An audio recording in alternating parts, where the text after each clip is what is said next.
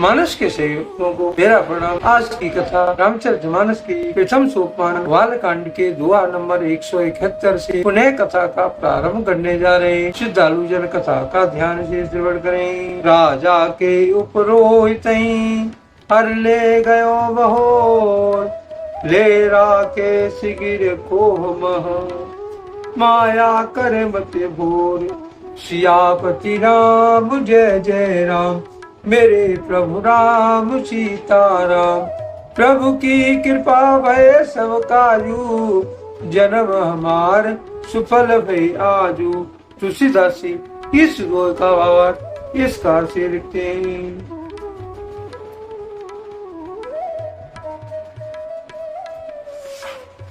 फिर वह राजा के ऊपर को उठा ले गया और माया से उसकी बुद्धि को भ्रम में डालकर उसे उसने पहाड़ की ठूर में ला रखा। आप विरति उपरोहित रूपा, परे जायते से जियनूपा। जागो निपु अनभय बिहाना, देख मने अति अचरज माना। वह आप पुरोहित का रूप बनाकर उसकी सुंदर सेज पर जा लेटा। राजा सवेरा होने से पहले ही जाग गया और अपना घर देखकर उसे बड़ा ही आश्चर्य माना। मुनि महिमा मन महो अनुमानी, उठो गवे जय जानन रानी। कानन गयो बाज चढ़ते ही, पुर नर नार न जानो के ही। मन में मुनि की महिमा को अनुमान करके वह धीरे से उठा, जिसमें रानी न जान पाए। फिर उसी घोड़े पर चढ़कर मन को चला गया। नगर के किसी भी स्त्री पुरुष ने नहीं जाना। गई जाम जुग भूपते आवा, घर घर उठ सब बाज बधावा। पुरोहित देख जब राजा, चकित बिलोक सुमिरी सोई काजा। दोपहर बीत जाने पर राजा आया। घर घर उत्सव होने लगे और बधावा बजने लगा। जब राजा ने पुरोहित को देखा तब वह अपने उसी कार्य को स्मरण कर उसे आश्चर्य से देखने लगा। जुगु समुद्र पही गए दिन तीनी, कपड़ी मुन पद रहमत लीनी। समय जानी पुरोहित आवा, निपहि मते सब कह समझावा। राजा को 3 दिन युग के समान बीते। उसकी बुद्धि कपटी मुनि के चरणों में लगी रही। निश्चित समय जानकर पुरोहित बना हुआ राक्षस आया और राजा के साथ की गई गुप्त सलाह के अनुसार उसने अपने सब विचार समझाकर कह दिए। नृप हर्षों पहचान गुरु, ब्रह्मवश रहा न चेत। बरे तुरत सत सहस भरे, विप्र कुटुंब समेत। सियापति राम जय जय राम, मेरे प्रभु राम सीताराम। प्रभु की कृपा भय सब काजू, जन्म हमार सुफल भय आजू। तुलसीदासी इस गोल का भावार्थ इसका से लिखते हैं। संकेत के अनुसार गुरु को उस रूप में पहचान कर राजा प्रसन्न हुआ। ब्रह्मवशु से चेत न रहा कि वो तापस मुनि है या कालकेती राक्षस है। उसने तुरंत 1 लाख उत्तम ब्राह्मणों को कुटुंब सहित निमंत्रण दे दिया। पुरोहित जेव नारे बनाई, चरचे चारे विधि जस स्तुति गाई।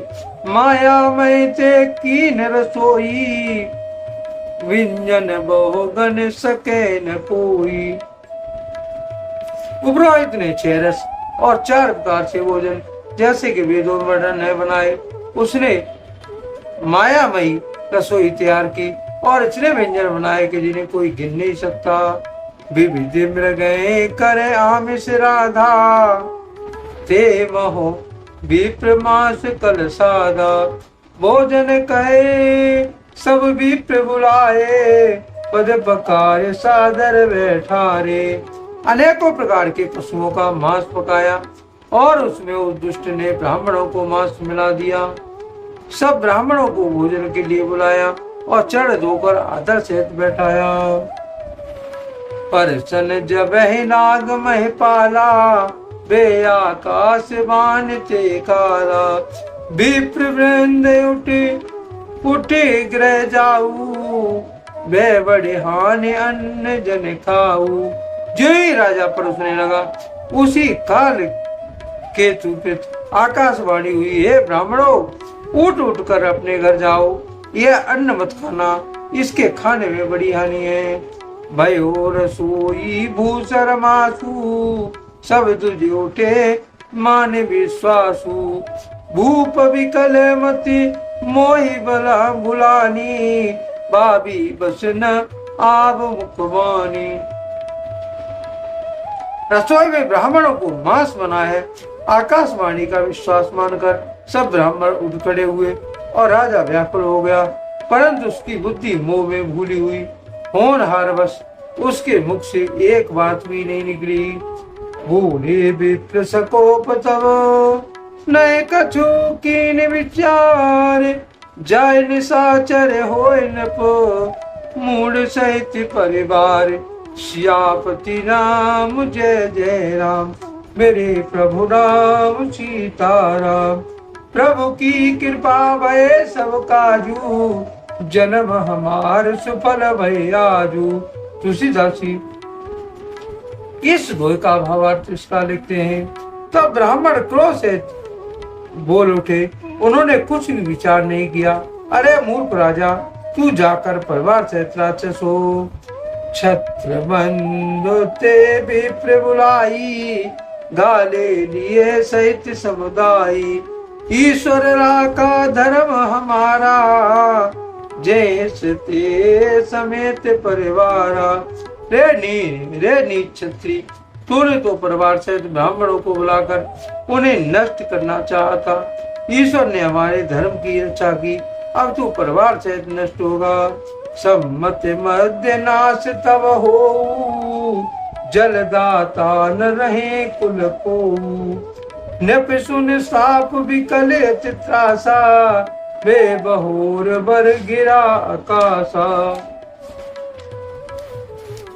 1 वर्ष के भीतर तेरा नाश हो जाए, तेरे कुल में कोई पानी देने वाला तक न रहेगा। साफ सुनकर राजा भय के मारे अत्यंत व्याकुल हो गया। फिर सुंदर आकाशवाणी हुई, विप्रहोगा साप विचार न दीना। नए अपराध भूप कुछ कीना।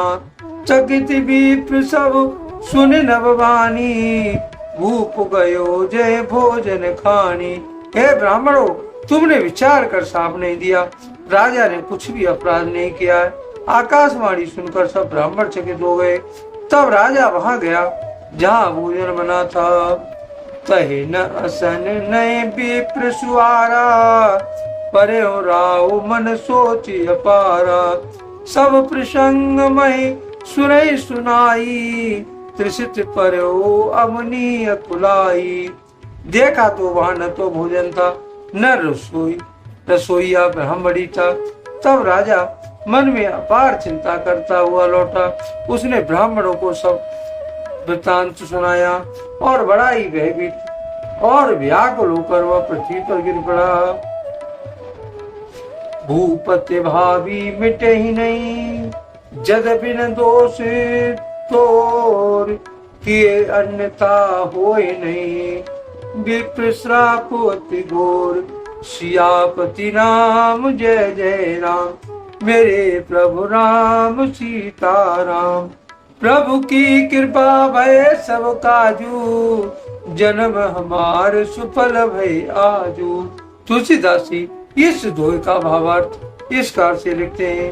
हे राजन, यद्यप तुम्हारा दोष नहीं है तो भी होनहार नहीं मिटता। ब्राह्मणों को साफ बहुत ही भयानक होता है, यह किसी तरह भी टल नहीं सकता। आज के लिए कथा का यही पर विराम दिया जाता है। यदि मुझसे पढ़ने में कोई त्रुटि हो गई हो तो राम सेवक जानकर मुझे क्षमा करें। यदि आपको रामचरितमानस की ये कथा पसंद आई हो तो कमेंट में जय श्री राम अवश्य लिखें और अपने प्रिय मित्रों कथा का शेयर करें। धन्यवाद। जय श्री राम।